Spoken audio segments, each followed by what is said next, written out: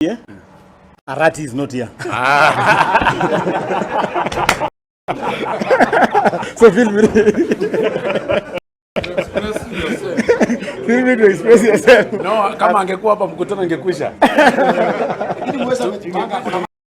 Tungeanza kimbi saa hii. No, angesema nimeshoot. Yusuf, are you okay? So I do the statement and then I do the statement and then Hon Osoro will back up. So Orengo, are you okay? Because can you start the Odinga's statement? Okay. Ladies and gentlemen, members of the press, fellow Kenyans, I have invited you to a moment of national introspection. Kenya continues to have a distinct place on the community of nations. On the regional level, continental level, and globally, we continue to make unequivocal statements of democracy. Our politics is robust and cherished the world over as one of the most desired, liberal, and inspiring. It is for this reason that we, the UDA party, is pleased to appreciate the Right Honorable Raila Amolo Odinga's decision to seek the chairmanship of the African Union Commission. The Right Honorable Raila Odinga is undoubtedly an African luminary of unmatched capability.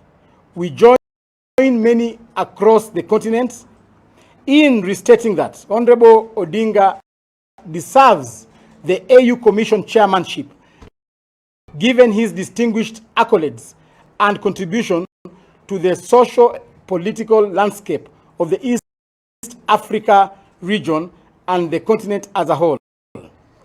As a veteran politician, the Right Honorable Raila Odinga will immensely contribute to the development and unity of the African Union.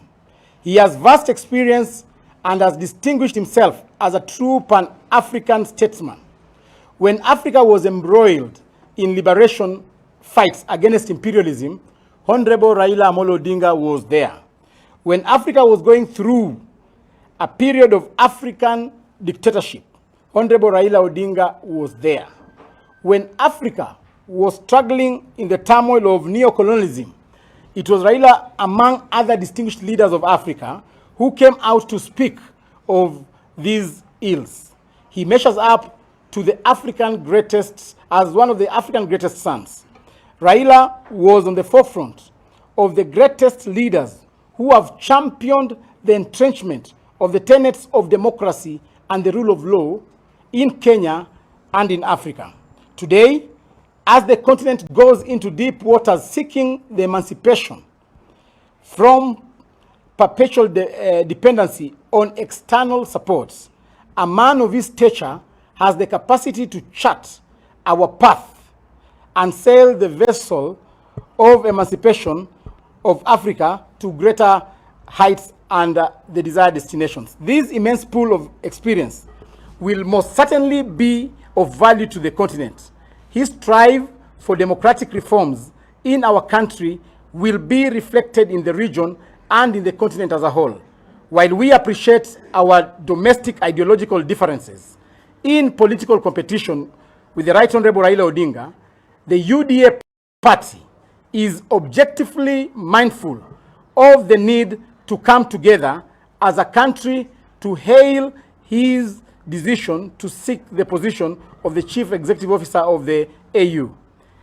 In my capacity as the Secretary General of the UDA party, I wholeheartedly support his bid. I also urge our party supporters and general membership to support his candidature. As an undisputed statesman of our country, his victory will not only be his own remarkable achievement, but for the country and the region as a whole. In the circumstances, we will not hesitate to offer our support and endorsement to Right Honorable Raila Amolo Odinga. We wish him great success in his bid, and we look forward to his leadership and contribution to the unity and prosperity of our continent. As I make my valedictory remarks, I reiterate that this is not a political statement. I want to emphasize that this is not a political statement, but a statement of patriotism aimed at rallying us in one direction as a country. And that direction is supporting Raila Amolo Odinga's candidature. Thank you, and may God bless you. We are joined here with the Chief Whip in the National Assembly, Honorable Osoro. I will want him to put forth